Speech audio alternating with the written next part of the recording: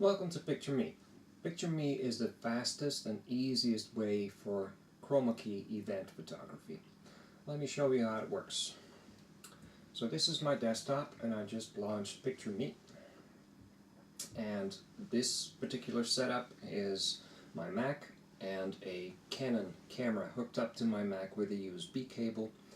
And obviously I have the camera on because it's now seen and it can take a picture. So it's actually tethering my camera and I can take pictures, chroma key them, and have the result shown in seconds. Let me demonstrate.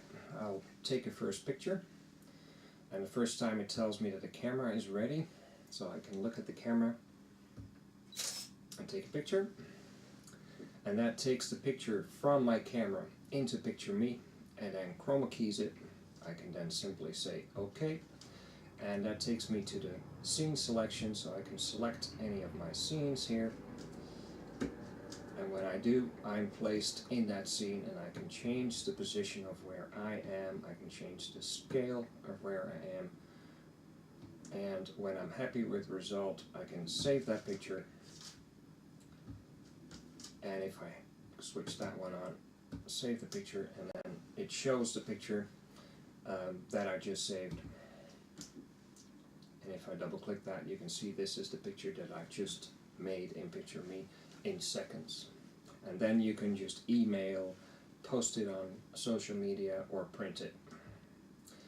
Now for printing, obviously the file size that you get out of the standard version of PictureMe is not great because it's limited in pixel size. If you want unlimited pixel size, PictureMe Pro provides that. It has basically the same functionality, except for some details we'll discuss at the end of the video.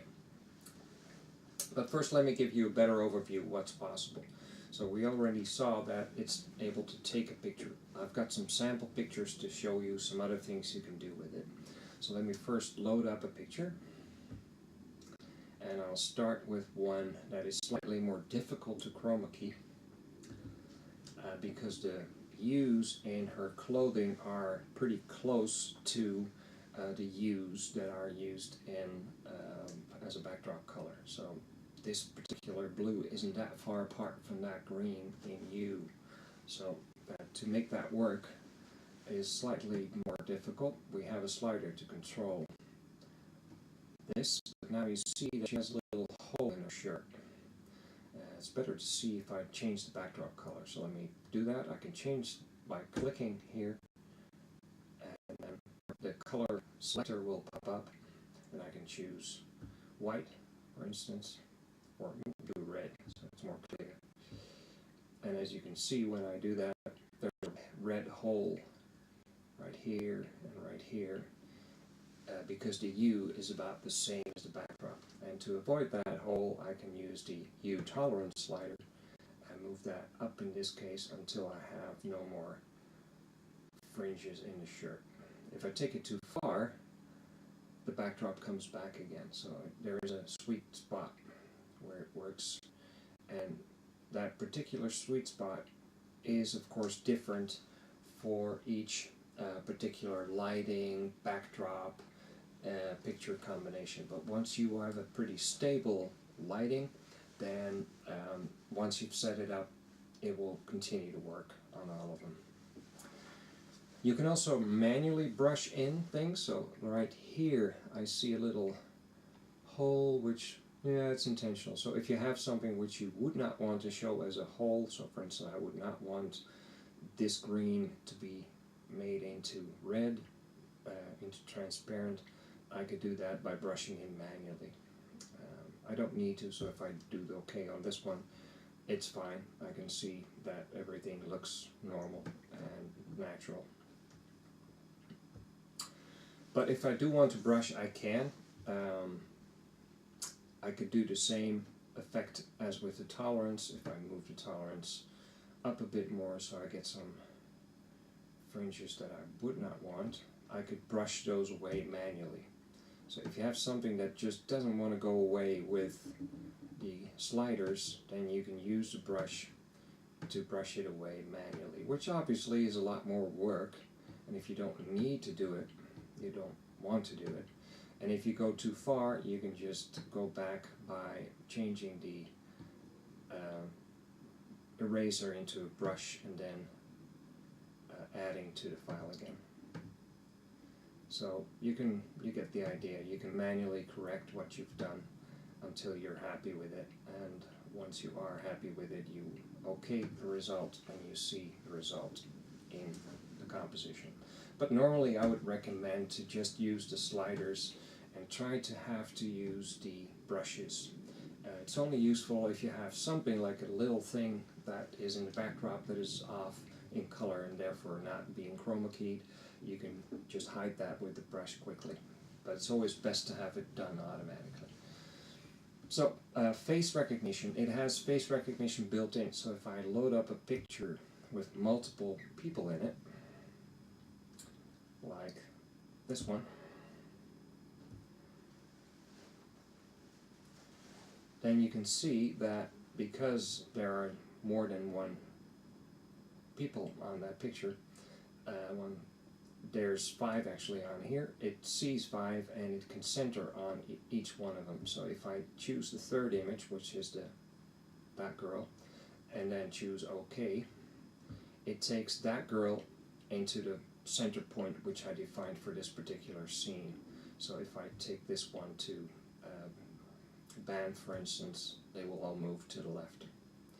So I can define where they will be, and I can still adjust it manually and adjust the scale manually, but I have more control, because if a big group is on there, you might need to change the position, and if there's only one person, the advantage is that no matter where they are in front of the green screen, the face will always be placed in the same spot by default.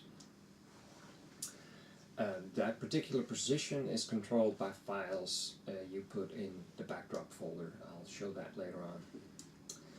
Other thing you can do here is smooth. So if I want to smooth the edges, I can say smooth and then OK it, which makes the edges of the picture that I took somewhat smooth, so it doesn't have any hard fringes. It's useful if you have a low resolution shot, which will become very pixelated if it's not perfectly chroma keyed.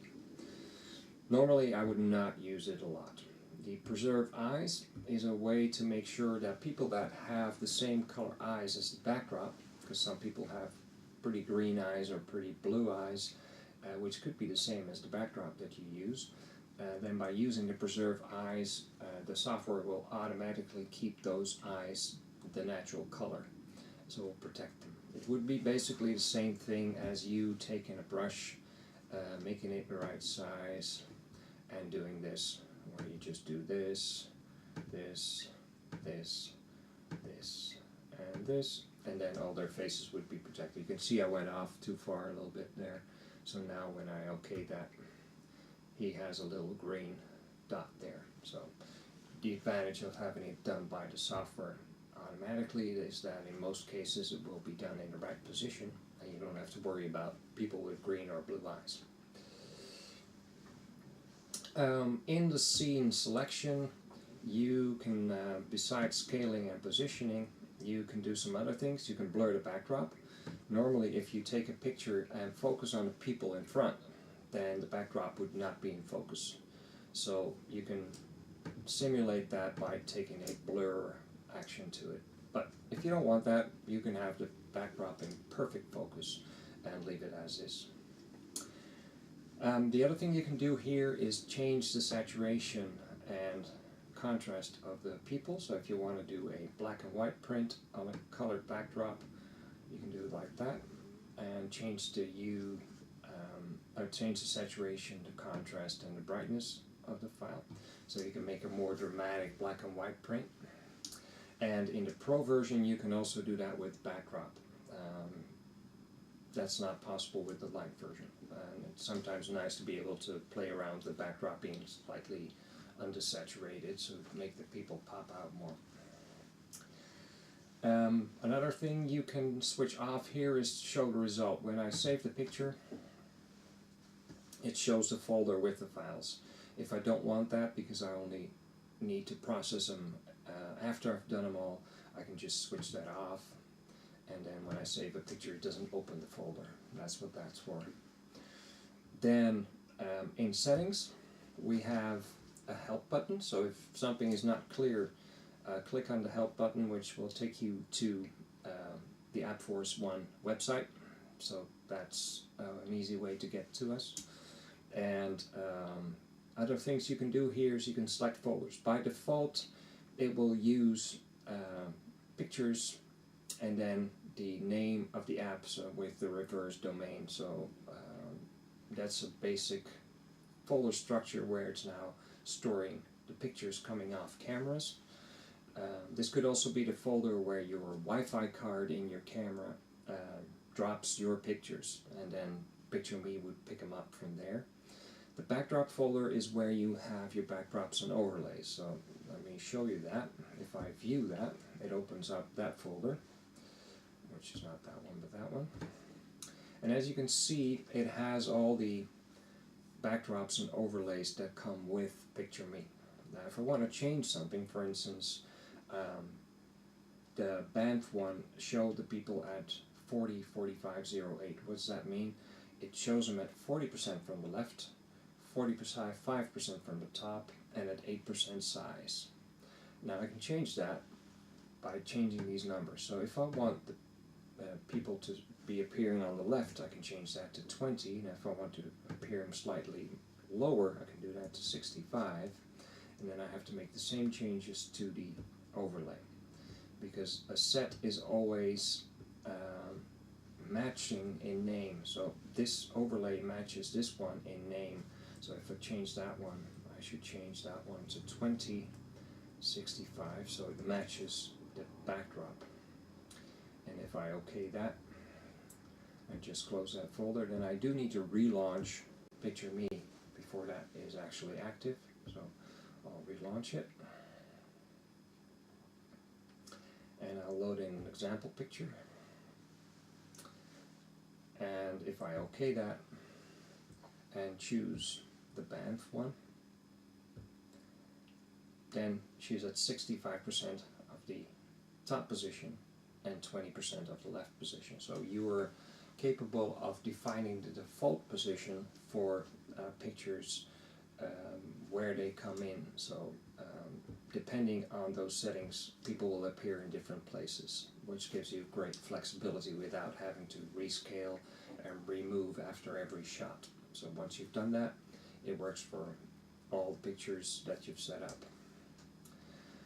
So we are also working on some new features that will become available in the near future. One of them will be a print functionality here. So in the Pro version, you will get a print button that allows you to do one-click printing of your image. We'll probably add some settings so you can set up your page size and print size and choose your printer. And once you've done that in settings, then by hitting a print button, which will come here, you'll be making a one-click print of whatever picture you've taken, which will be nice for event photography if you want to sell those prints. Another thing that we will do is we will add a monitor window. So in settings you will get the option to add a monitor window, which will allow you to have a second monitor hooked up to your Mac. Turn it around so it's not facing you but the people in front of the green screen, and then they can see the scene as a composition once you've taken the picture. So if you take a picture, they immediately see what you're doing. So when you change from scene, they will see it immediately, and when you move them around, they will see it instantly, and they don't have to come sit next to you and move away from the green screen, but they can stay where they are and they can say, oh, I don't like how that person is looking, please take another picture, or move us to the left, or make us bigger or smaller. So it gives you more flexibility. That will be a feature that will be coming shortly, and once it's available, it will become available as an update in the App Store. If you do have any suggestions or any issues, please contact us. We should be able to help you. it's not that difficult to use, but we can imagine that sometimes you do have questions, so feel free to contact us and we'll try to respond to your questions as quick as possible. If you have any feature requests, the same thing can be done using the AppForce.One site and the contact form. And if you have problems, please do not just post a 1-star review and forget about it. No, please contact us and let us know what the issue is so we can help you, because we might be able to solve it. Also, it's useful to know that if you do purchase an app and for some reason it doesn't work, you can get a refund from Apple. So don't post a 1-star review because you think you've wasted your money. No, you can get your money back. In fact, you can avoid losing money because it's done with a credit card, and before it's actually off your card, you can cancel it and it will never be charged. So it's pretty safe to test it, and if you do like it, we obviously would appreciate a positive review, or at least a rating with a high number of stars in it. And I hope you find this useful, and if you do have any suggestions, that you will contact us, and I'd like to thank you for watching and wish you a good day. Bye-bye.